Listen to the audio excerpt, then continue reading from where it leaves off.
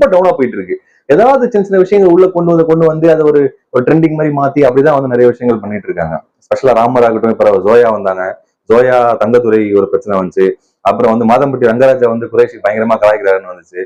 அப்புறம் புகழ் வந்து திருப்பி திருப்பி ரிப்பீட்டட் காமெடியா பண்ணிட்டு இருக்காரு. ஃபீமேலிசம் பயங்கரமா இருக்கு, லைக் பொண்ணுங்களை மட்டும் தான் வந்து ரொம்ப கலாய்க்கிறாரு அப்படிங்கிற மாதிரி நிறைய விஷயங்கள் வந்துச்சுல.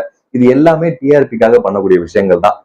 அந்த டைம்ல ஒரு லீட் எடுத்தா அந்த ஷோ வந்து பீக்ல போகும். ஏன்னா அந்த குக் வித் கோமாளி போன சீசன்ஸ் வரைக்கும் பண்ணது யாருன்னு பாத்தீங்கன்னா மீடியா மேசன்ஸ் அப்படிங்கிற ஒருத்தவங்க தான் பண்ணாங்க. அவங்க தான் வந்து ப்ரொடியூஸ் பண்ணி விஜய் டிவிக்கு வந்து கொடுப்பாங்க அந்த எபிசோட. இந்த இந்த குக் வித் கோமாளி சீசன்ல வந்து அவங்க கிடையாது.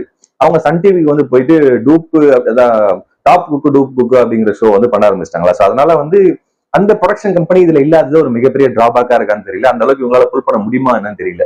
எங்கேயோ ஒரு இடத்துல லேகிங் இருக்கு, எங்கேயோ ஒரு இடத்துல ஒரு விஷயங்கள் நடந்துட்டு இருக்கு. பட் ட்ரெண்டிங்ல வர்றதுக்கு என்ன பண்ண முடியுமோ அதை பயங்கரமா பண்ணிட்டு இருக்காங்களோ அப்படின்னு எனக்கு தோணுது மெயின்ல. சரி, ஓகே.